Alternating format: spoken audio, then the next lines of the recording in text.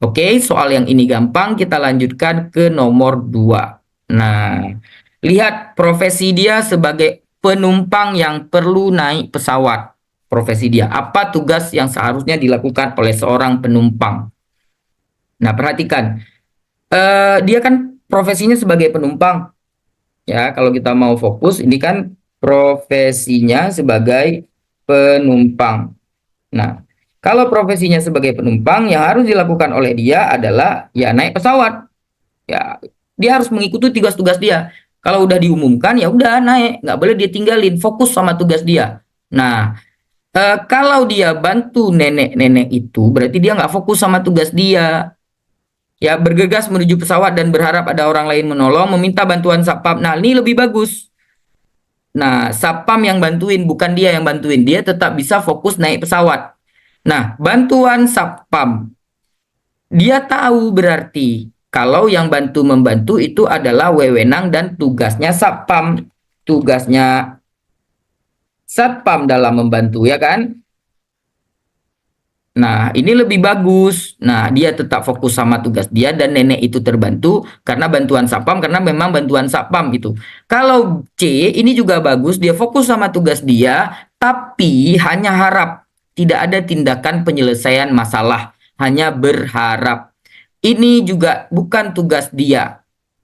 Ini juga bukan tugas dia. Jadi jelas jawaban 5 ada di B, ini gampang. 4 ada di C, kemudian 3 ada di E. Kenapa di E? Karena dia menyelesaikan masalah itu untuk menyelesaikan nenek itu, tapi dia tetap bisa meninggalkan pergi ke pesawat. 3 ada di E, kemudian 2 ada di A, 1 ada di D.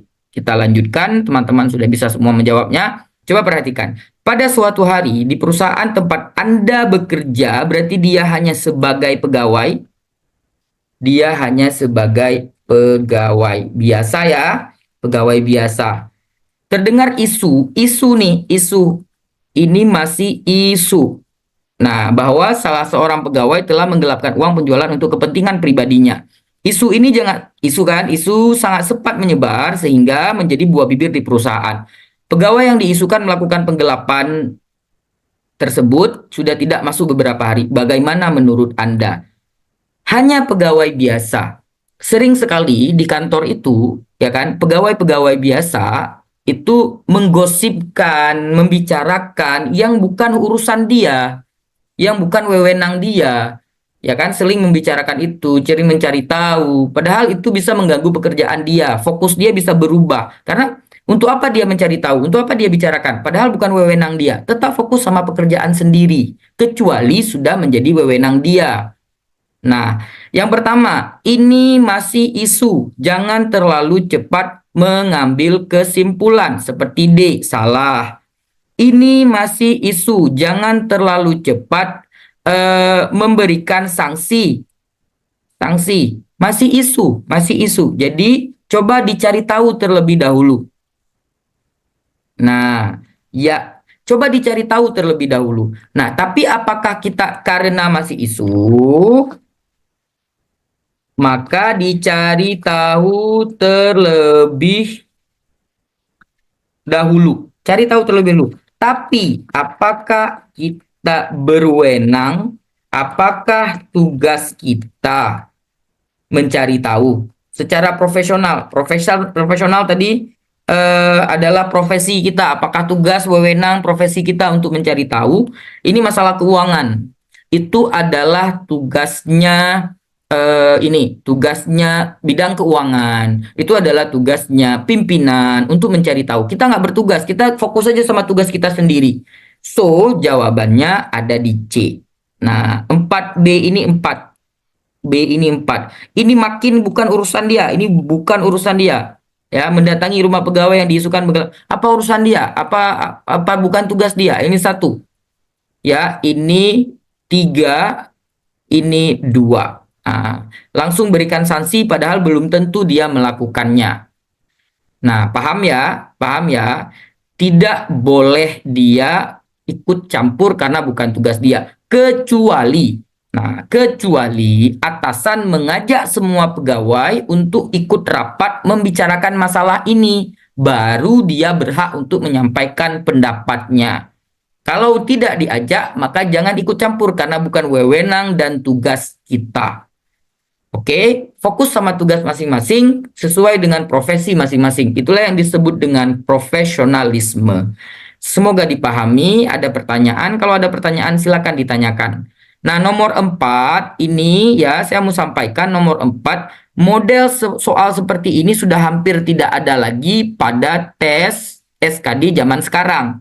Hampir tidak ada lagi, tapi ada yang menyebutkan ke saya, sesekali ada yang pendek-pendek kayak gini, tapi hampir udah nggak ada lagi. Tapi sengaja saya letakkan di sini untuk membuat teman-teman memahami apa itu profesionalisme. Jadi nomor 4 ini hanya untuk buat memahami profesional ya. Oke, jawabannya D.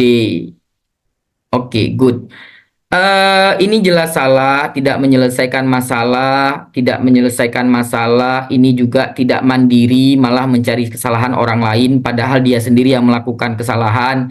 Nah, jawabannya ada dua, ada A, ada D. Bagus, A ini bagus. Tapi, seperti yang saya bilang tadi, selesaikan masalah dengan cara-cara yang inovatif, yang kreatif. Ada cara-caranya. Jadi dia kan orang yang profesional dia mampu menyelesaikan masalah dengan cara-cara yang konkret.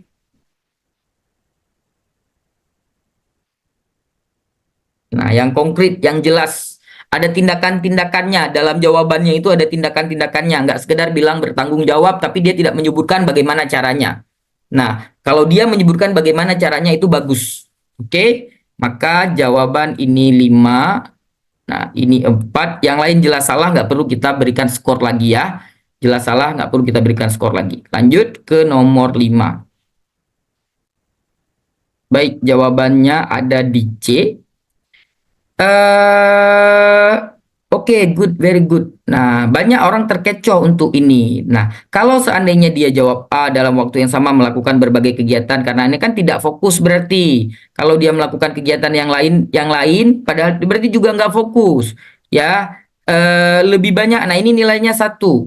Nah, masa lebih banyak melakukan kegiatan lain? Seharusnya dia kan lebih fokus sama pekerjaan dia kan. Nah, apa yang bisa kita lakukan di waktu kerja? Nah, yang bisa kita lakukan di waktu kerja adalah, karena kadang-kadang kan di waktu kerjanya masih ada, tapi pekerjaannya kan sudah habis. Kadang-kadang kan ada gitu. Jadi apa yang bisa kita lakukan di waktu kerja?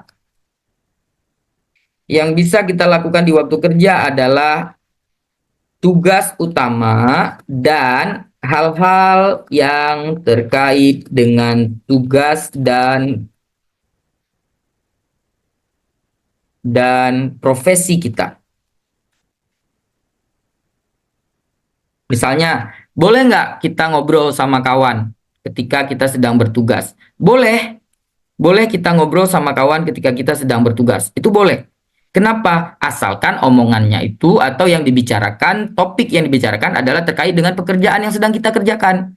Bolehkah kita nonton YouTube? Boleh, asalkan dia terkait dengan pekerjaan yang kita kerjakan. Nah, jadi kita nggak bisa menolak kegiatan lain 100%. Kegiatan lain bisa dilakukan selama kegiatan itu terkait dengan kegiatan utama. Misalnya kayak nonton YouTube, selama yang kita nonton itu adalah untuk menunjang pekerjaan kita, itu boleh. Misalnya untuk mendapatkan ide-ide, itu boleh. Jadi ini nilainya 4, ini nilainya 5, ini nilainya 3, ini 2. Oke, sudah. Dan ini yang terakhir. Fokus sama tugas, mampu mengendalikan diri. Jangan jangan baper, jangan meleng, jangan ada gangguan sedikit langsung nggak fokus sama tugas, nggak menjalani tugas dengan baik, itu nggak boleh, itu tidak profesional berarti.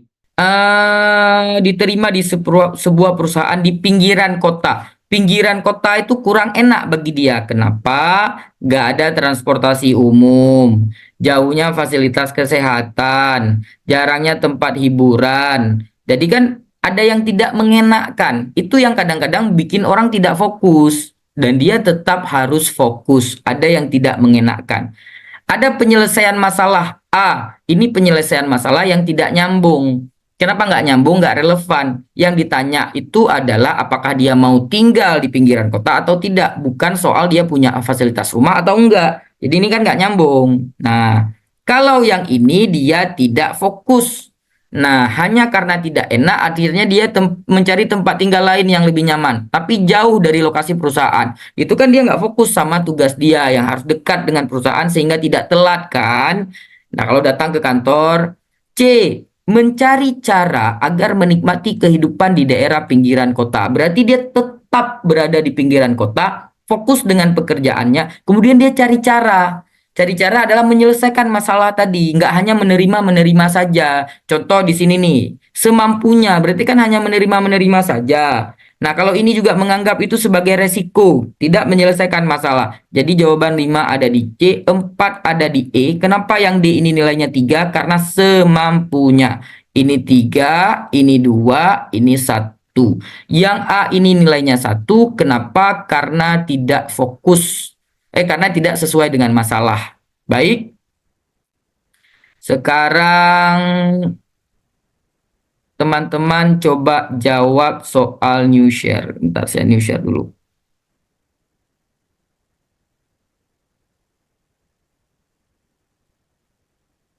Nah, soal nomor 8. Ini terakhir. Soal nomor 8 ini terakhir. Nanti nomor 7 kita jawab karena penjelasan nomor 7 agak sedikit panjang. Teman-teman coba jawab soal nomor 8 sambil kita tunggu habis sesi pertama ini. Ya, setelah habis sesi pertama ini langsung bergabung sesi kedua karena saya langsung kirimkan link untuk sesi kedua ya.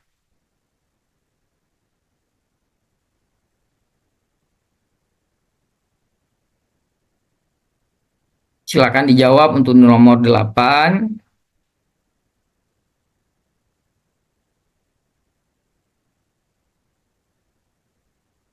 Oke, yang lain?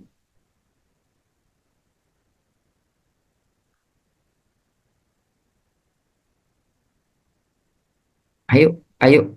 Tia udah, Ririn gimana untuk nomor 8 ini? Ini kan prosedur nih. Secara prosedur, prosedur umum dalam melakukan kegiatan.